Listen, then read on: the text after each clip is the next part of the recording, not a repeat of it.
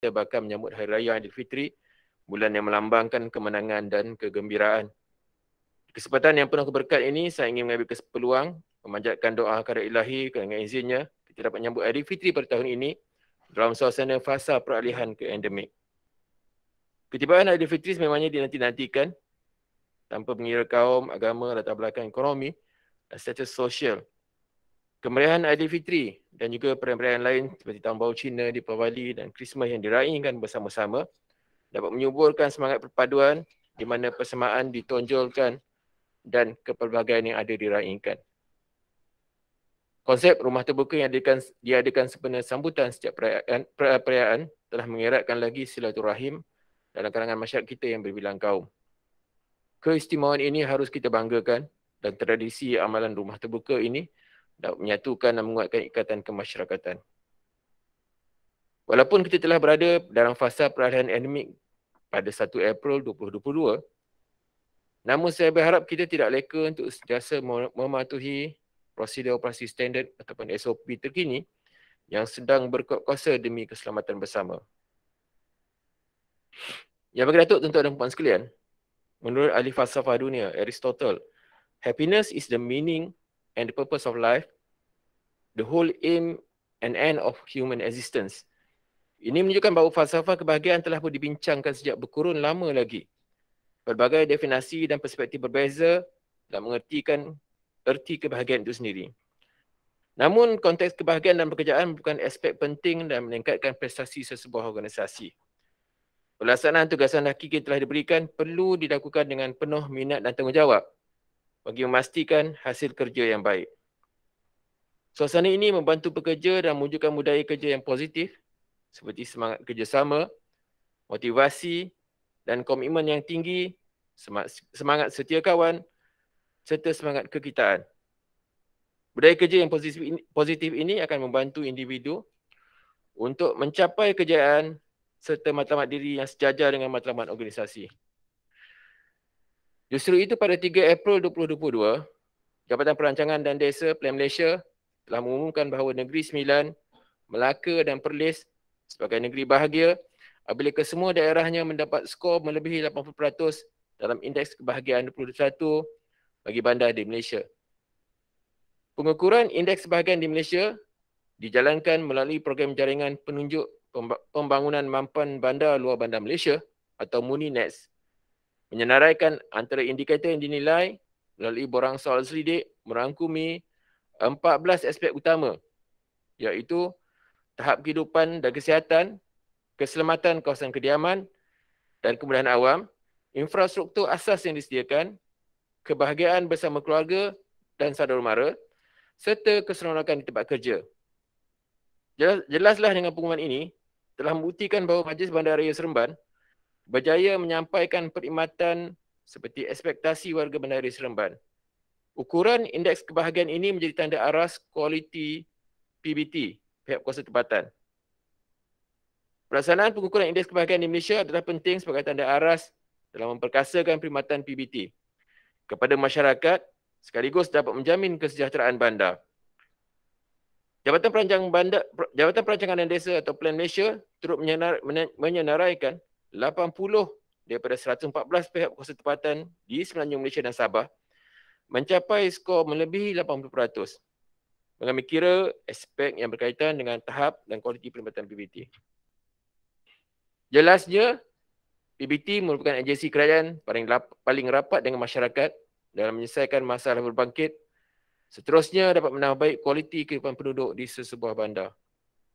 Sebagaimana dengan itu, saya menyuruh kepada semua warga Majlis Bandaraya Seremban, termasuk ahli-ahli Majlis Bandaraya Seremban, untuk kita terus komited terhadap tugasan dan tanggungjawab yang dilakukan.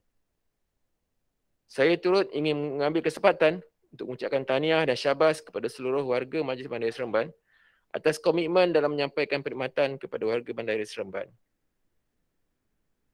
Yang bagi Datuk, tuan-tuan dan puan sekalian, pada tahun 2021, Majlis Bandaraya Seremban telah berjaya mencapai status bandar mampan melalui program pengukuran bandar mampan Malaysia MUNI-NETS dengan markah keseluruhannya sebanyak 86.98%.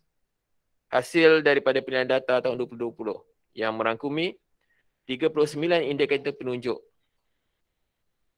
Dalam kategori Dewan Bandaraya atau Majlis Bandaraya atau Perbandaran, Majlis Bandaraya Seremban berada dalam kedudukan 8 daripada 18 Majlis Bandaraya kedudukan, di mana Majlis Bandaraya Seremban telah dinobatkan sebagai salah satu bandar bahagia di Malaysia dengan markah peratusan 83.59%. Data ini pula diperoleh hasil kerjasama daripada semua ahli-ahli Majlis Bandaraya Seremban yang telah mengedarkan borang kaji selidik secara atas talian kepada penduduk di kawasan zon masing-masing. Yang berdatuk tuan-tuan dan puan sekalian, sehingga 26 Mac 2022, Pejabat Kesihatan Daerah telah melaporkan sebanyak 208 kes demam denggi dan 1 kes kematian dalam kawasan pentadbiran majlis. Manakala sehingga 31 Mac 2022, Majlis Bandaraya Seremban telah melakukan aktiviti kawalan fogging ke atas 17,010 premis, ULV di 28,538 premis, lava seeding di 14 lokaliti, source reduction juga 14 lokaliti, dan gotong royong di 28 taman serta sebanyak 127 sanitasi dan 143 disinfeksi telah dilakukan. Sehingga 17 April 2022, kedudukan terkini Tanah Perkuburan Islam Esdale sebanyak 204 kematian biasa dan 493 kematian COVID-19. Bagi Tanah Perkuburan Kristen Senayan pula, sebanyak 112 kematian biasa dan 23 kematian COVID-19 direkodkan. Manakala bagi Tanah Perkuburan Islam Senawang Fasa 2, sebanyak 48 kematian biasa direkodkan. Untuk maklumat semua, Tanah Perkuburan Islam Nilai telah dibuka pada 15 April 2022. Namun sehingga kini, sehingga 17 April 2022, tiada jenazah dikebumikan di Tanah Perkuburan ini. Untuk makluman semua juga, Taman Dasar Kemayan Fasa 3, 4 dan 6 telah mula diberikan perkhidmatan pembersihan awam, yakni pemotongan rumput dan pembersihan longkang bermula 1 April 2022.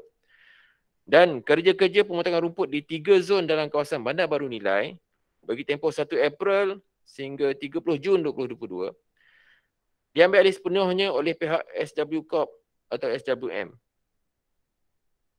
Majlis Bandaraya Seremban turut menawarkan kerja-kerja pembersihan di semua kubur-kubur selian majlis kepada 3 kontraktor mulai 1 April 2022 sehingga 31 Mac 2023.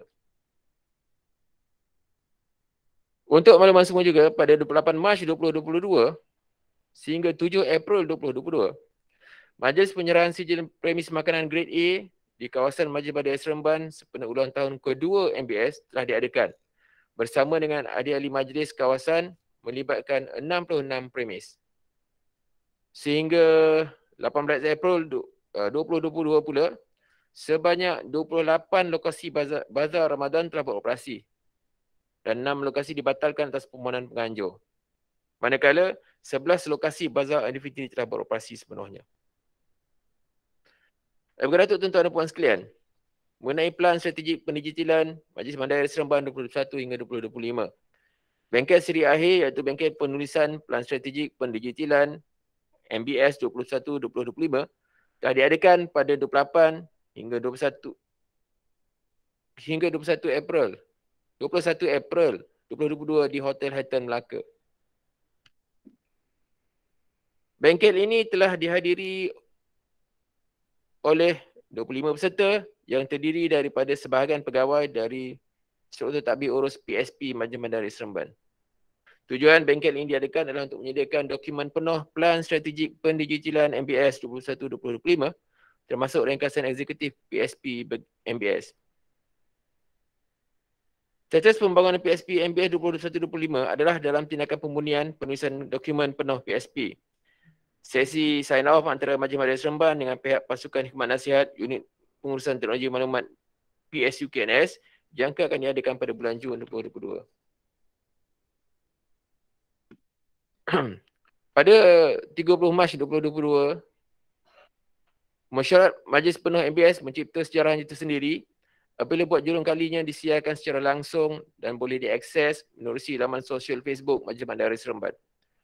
Semoga dengan pendekatan terbaru yang dilaksanakan oleh Majlis Bandaraya Seremban ini, warga Seremban dapat mengikuti mesyuarat majlis penuh secara langsung dan dapat mengikuti serta mengetahui perkembangan Majlis Bandaraya Seremban. Inisiatif ini juga adalah selaras dengan hasrat kajian negeri supaya semua PBT di Negeri Sembilan melaksanakan mesyuarat majlis penuh secara terbuka.